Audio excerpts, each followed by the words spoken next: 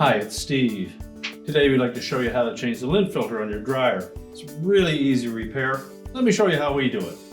Now to do this repair, we will need to reuse a portion of our original lint filter. So simply remove it from the dryer, then place it on a suitable work surface. We'll open up that lid, tilt it back, and then we need to disconnect the hinge pins on both sides. So with a small flat blade screwdriver, we're simply going to spread that outer piece away from it just enough to lift the cover out of it.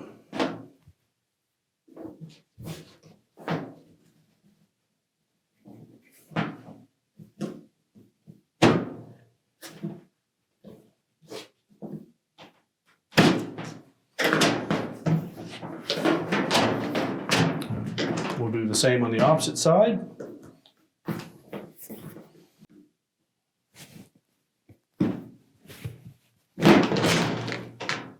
Remove the old cover. We'll discard the old lint screen.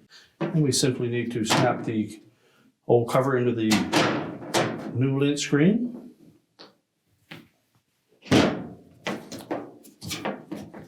Just line up that hinge pin, force it down into that opening.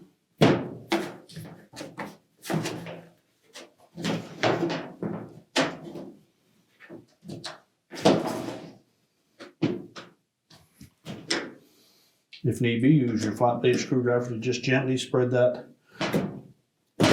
out far enough that the pin will drop into place. Now to ensure that those pins are properly positioned, this lip around that cover should fit around the outside perimeter of the lint filter.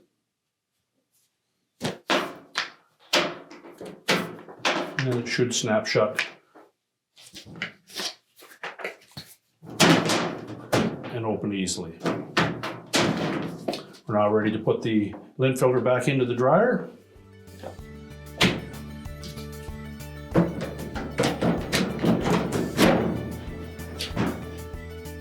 And your repair is complete.